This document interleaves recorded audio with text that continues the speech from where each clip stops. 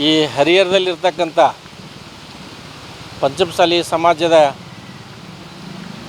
ಹರಪೀಠದ ಜಗದ್ಗುರುಗಳಾದಂಥ ವಚನಾನಂದ ಸ್ವಾಮಿಗಳು ಮತ್ತು ಸದರಿ ಮಠದ ಟ್ರಸ್ಟಿಗಳ ಮಧ್ಯೆ ವಿವಾದಗಳು ನಡೆದಂಥ ಸಂದರ್ಭದಲ್ಲಿ ವಚನಾನಂದ ಸ್ವಾಮಿಗಳ ವಿರುದ್ಧ ಲಕ್ಷ್ಮೇಶ್ವರ ಪೊಲೀಸ್ ಠಾಣೆಯಲ್ಲಿ ಒಂದು ಪೋಕ್ಸೋ ಪ್ರಕರಣ ದಾಖಲಾಗ್ತದೆ.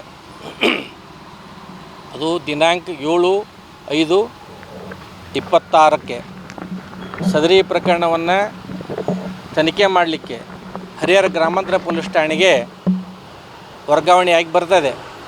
8ನೇ ತಾರೀಕು ಅಂದರೆ 8/5/2026 ಸದರಿ ಪ್ರಕರಣ ಹರಿಹರ ಗ್ರಾಮಾಂತರ ಪೊಲೀಸ್ ಠಾಣೆಯಲ್ಲಿ ದಾಖಲಾಗ್ತದೆ. ಈ ಒಂದು ಪೋಕ್ಸೋ ಪ್ರಕರಣ ಅವರ ವಿರುದ್ಧ ಷಡ್ಯಂತ್ರ ಮಾಡಿ ದಾಖಲು ಮಾಡಿಸ್ತಾರೆ ಅಂತಕ್ಕಂಥ ಮಾಹಿತಿ ಸ್ವಾಮೀಜಿಯವರಿಗೆ ಮತ್ತು ಸ್ವಾಮೀಜಿಯ ಕೆಲವು ಭಕ್ತರಿಗೆ ಮೊದಲೇ ಬಂದಿದ್ದರಿಂದ ನಾವು ದಾವಣಗೆರೆಯ ಪೋಕ್ಸೋ ವಿಶೇಷ ನ್ಯಾಯಾಲಯದಲ್ಲಿ ನಿರೀಕ್ಷಣಾ ಜಾಮೀನು ಕೋರಿ ಅರ್ಜಿಯನ್ನು ಸಲ್ಲಿಸಿದ್ದು. ಅದು ದಿನಾಂಕ 2/5/26 ಆದೇಶವಾಗಿ ಸ್ವಾಮೀಜಿಯವರಿಗೆ ನಿರೀಕ್ಷಣಾ ಜಾಮೀನು ಮಂಜೂರಾಗಿರುತ್ತದೆ. ಇದಾದ ನಂತರ ಹರಿಹರ ಗ್ರಾಮಾಂತರ ಪೊಲೀಸರು ತನಿಖೆಯನ್ನು ಪ್ರಾರಂಭ ಮಾಡ್ತಾರೆ. ಆ ತನಿಖೆಗೆ ಸ್ವಾಮೀಜಿಯವರು ಎಲ್ಲ ರೀತಿಯ ಸಹಕಾರವನ್ನು ಕೊಡ್ತಾರೆ. ಅದು ತನಿಖೆ ಕೂಡ ಪೂರ್ಣಗೊಂಡಿದೆ.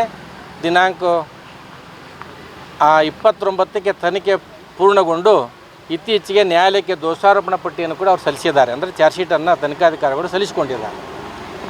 ಈ ಮೊದಲು ಹರಿಹರ ಗ್ರಾಮಾಂತರ ಪೊಲೀಸರು ವಚನಾನಂದ ಸ್ವಾಮಿಗಳ ಜಾಮೀನು ಆದೇಶವನ್ನು ರದ್ದು ಮಾಡಬೇಕಂತ ಹೇಳಿ ನ್ಯಾಯಾಲಯಕ್ಕೆ ಅರ್ಜಿಯನ್ನು ಸಲ್ಲಿಸಿಕೊಳ್ತಾರೆ.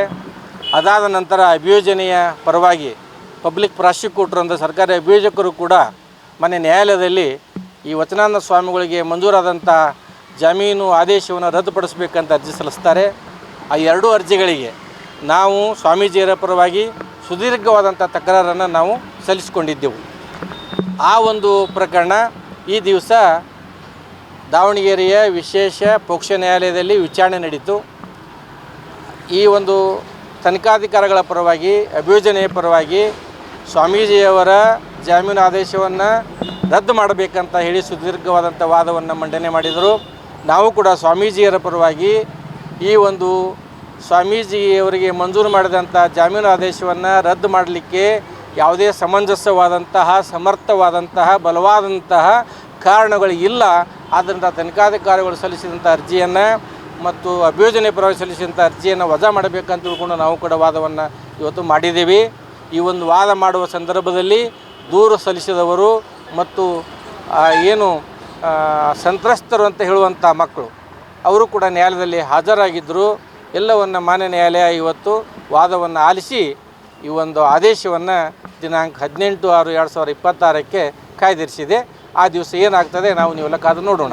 ಅಲ್ಲ, ಅದು ಏನೇನು ಅದು ಎಲ್ಲ ಇದು ಪೋಕ್ಸೋ ಪ್ರಕರಣ ಆಗಿದ್ದರಿಂದ ಎಲ್ಲವನ್ನು ಡೀಟೇಲಾಗಿ ಹೇಳಿಕ್ಕಾಗೋದಿಲ್ಲ. ಈ ಪ್ರಕರಣ ದಿನಾಂಕ 8/5/2026 ಹರಿಹರ ಗ್ರಾಮಾಂತರ ಪೊಲೀಸ್ ಠಾಣೆಯಲ್ಲಿ ದಾಖಲಾಗಿದೆ. ಇದು ಪೋಕ್ಸೋ ಪ್ರಕರಣ, ಗಂಭೀರವಾದಂಥ ಪ್ರಕರಣ, ತನಿಖಾಧಿಕಾರಿಗಳು ಸವಿಸ್ತಾರವಾಗಿ ತನಿಖೆ ಮಾಡುವಂಥ ಪ್ರಕರಣ. ಆದರೆ ಈ ಪ್ರಕರಣದಲ್ಲಿ ಕೇಸು ದಾಖಲಾದ 3 ವಾರಗಳಲ್ಲಿ ಅಂದರೆ ದಿನಾಂಕ 29/5/2026 ತನಿಖೆ ಮುಕ್ತಾಯಗೊಂಡಿದೆ. ಈ ಒಂದು ಅವಸರದಲ್ಲಿ ಏನು ಚಾರ್ಜ್ ಶೀಟನ್ನು ನ್ಯಾಯಾಲಯಕ್ಕೆ ಕೊಟ್ಟಿದ್ದಾರೆ, ಇದರ ಹಿಂದೆ ಪೊಲೀಸರ ಮೇಲೆ ಯಾವುದೇ ಒತ್ತಡವಿದೆ.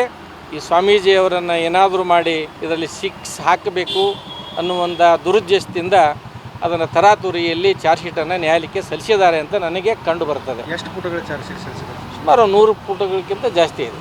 ಹೌದು, ಇದು ಮೊದಲಿಗೆ PSI ಅವರು ತನಿಖೆ ಮಾಡ್ತಾ ಇರ್ತಾರೆ. ಸಡನ್ನಾಗಿ ಅವರನ್ನು ದಾವಣಗೆರೆಗೆ ವರ್ಗಾವಣೆ ಮಾಡಿ ಬೇರೆ ತನಿಖಾಧಿಕಾರಿಗಳನ್ನು ಕೂಡ ನೇಮಿಸ್ತಾರೆ.